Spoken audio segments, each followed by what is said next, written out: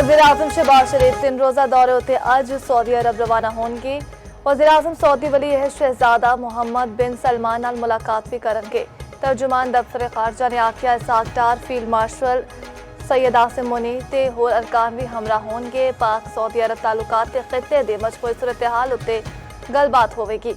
आज़ाद कश्मीर इंतखाबात उत्ते भारतीय वज़ीर खारजा दे बयान बुनियाद इल्जामात मुस्तरद। तर्जुमान ने आख्या आज़ाद कश्मीर विच साफ शिफाफ ते गैर जानिबदार इंतखाबात हो रहे ने।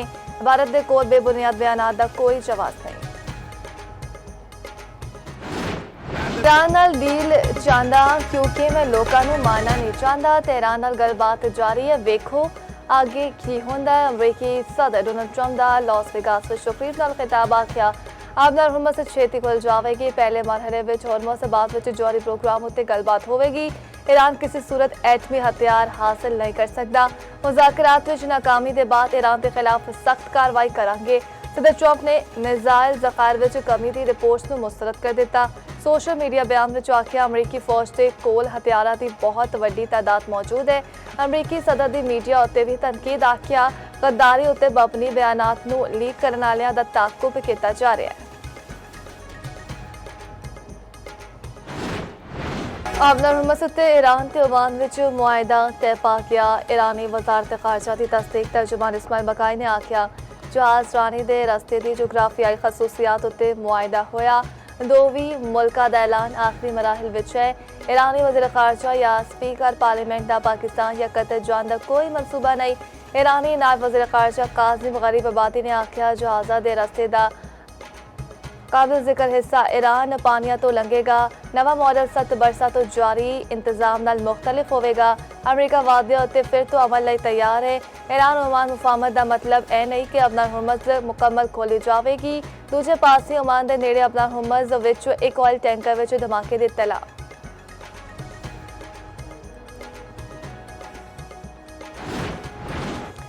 आज फिर पेट्रोल 4 रुपये 45 पैसे फी लीटर महंगा। पेट्रोल की नवी कीमत 333 रुपये फी लीटर मुकर। डीजल की कीमत विच 2 रुपये फी लीटर कमी।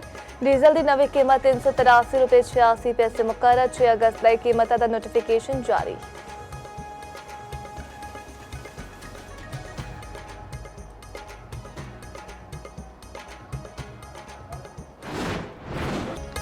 मौजूदा निज़ाम तबाह हो चुका मगर है किधरे नहीं जा रहा।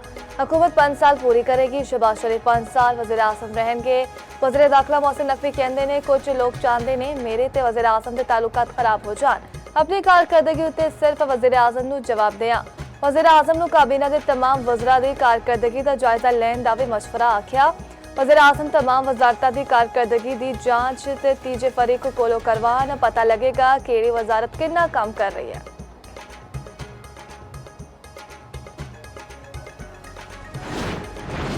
सदर वालों जजेस तैनाती की समरी मंजूर न करने के खिलाफ केस इस्लामाबाद हाई कोर्ट ने दरख्वास्त से काबिल समात होने उत्ते फैसला महफूज कर लेता। दौरान समात वकील ने मौके अपना के जुडिशल कमीशन का इजलास 20 ते 21 जुलाई नूं होया जिहदे विच जजेस तैनात करन दी सिफारिश की गई। 15 दिहाड़ लंघन चुके जजेस तैनाती की सिफारिश मंजूर नहीं की गई। मालूमात के मुताबिक हुकूमत नोटिफिकेशन करन लगी है। अदालत ने इस्तफसार किया नोटिफिकेशन जारी करने की मिजाज अथॉरिटी कौन सी तुसी वो फैसला दसो जिहदे विच सदर नूं जिम्मेदारियां अदा करने की हिदायत जारी की गई होन। बानी PTI की कैद तनहाई के खिलाफ दरख्वास्त उत्ते समात अज इस्लामाबाद हाई कोर्ट विच होवेगी। जस्टिस खादिम हुसैन सोमरो दरख्वास्त उत्ते समात करनगे। सुपरडेंटेंट अडियाला जेल ने बानी PTI नूं कैद तनहाई विच रखने की तरदीद कर दी। दरख्वास्त मुस्तरद करने की इस्तदा अदालत विच जमा कराए गए जवाब विच आख्या जेला विच कैद तनहाई का निज़ाम तकरीबन खत्म हो चुकिया। बानी PTI कंपाउंड विच दिन भर आज़ादाना चल फिर सकते हैं। बानी नूं कुदरती रोशनी ताज़ा हवा ते वर्जिश की सहूलत भी हासिल है। खुशा बीबी नूं भी कैद तनहाई विच रखने ते इम्तियाजी सलूक की तरदीद।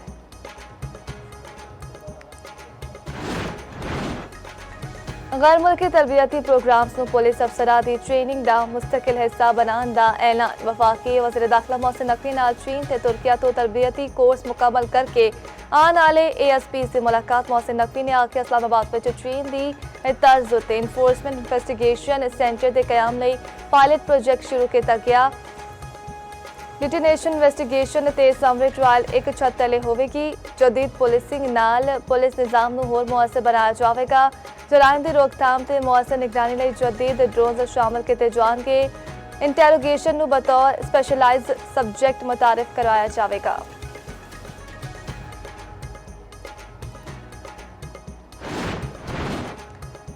पंजाब के मुख्तलिफ अजला में 664 वाटर फिल्ट्रेशन प्लांट तामीर शुरू और 1913 वाटर फिल्ट्रेशन प्लांट्स का छेती आगाज। वज़ीर आला मरीम नवाज की ज़ेर सदारत साफ पानी अथॉरिटी तो मुतालिक खसूसी इजलास। पंजाब भर में वाटर फिल्ट्रेशन प्लांट के 1886 प्रोजेक्ट्स नूं जल्द अज जल्द मुकम्मल करने की हिदायत मरीम नवाज ने आख्या। आवाम नूं उन्हां दी दहलीज उत्ते पीने का साफ पानी पहुंचाना मेरा अज़म है। लाहौर में सुबह सवेरे बादल वस पे। नशेबी इलाकों में पानी जमा शहरियों को मुश्किलात। सब तो वध 51 मिलीमीटर बारिश शादीपुरा में हुई। रावलपिंडी इस्लामाबाद में भी मूसलाधार बारिश। चन्योर शकरगढ़ ते होर इलाकों में भी बारिश। कमजोर मानसून हवावां दे नाल मगरबी हवावां दा सिलसिला भी मुल्क के शुमाली इलाकों उत्ते असरअंदाज है। अज इस्लामाबाद पंजाब KPK गिलगित बल्तिस्तान ते कश्मीर में बारिश का इम्कान।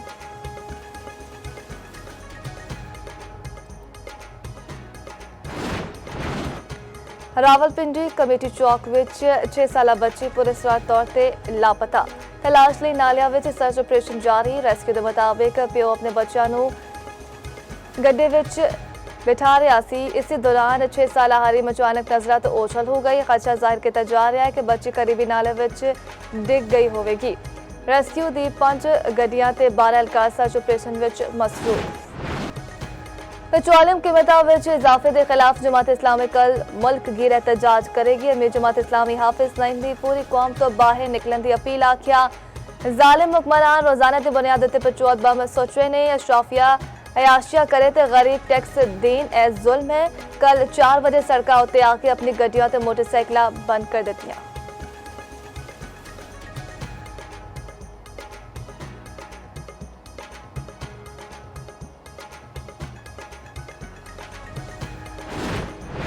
वाशिंगटन DC पाकिस्तानी सफारतखाने विच यौम इस्तेहसाल कश्मीर उत्ते खसूसी वेबिनार। जम्मू कश्मीर की सूरत हाल बैनुल अक़वामी कानून ते सिंतास मुआहदे उत्ते कल बात। पाकिस्तानी सफीर रिजवान शेख ने आख्या भारत एक तरफा मकबूजा कश्मीर की कानूनी ते इबादती साख नूं तब्दील कर रहा है। मसला कश्मीर का पुरअमन हल सिर्फ अक़वाम मुत्तहिदा की करारदाद उत्ते अमल दरामद नाल ही मुमकिन है।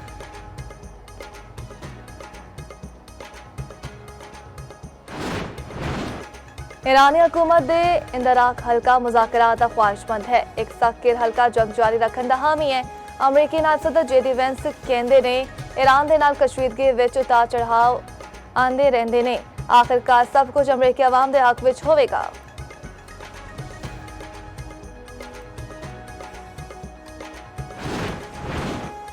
अमरीका नूं ईरान विच हुकूमत दा तख्ता उलटन विच नाकामी हुई। दुश्मन दा मंसूबा ईरान नूं शाम दी तरह 48 घंटिया विच डिगन सा थी। ईरानी सदर मसूद पज़ेश्कियान ने आख्या मौजूदा हालात में सुप्रीम लीडर नाल मुलाकात इंतहाई मुश्किल है।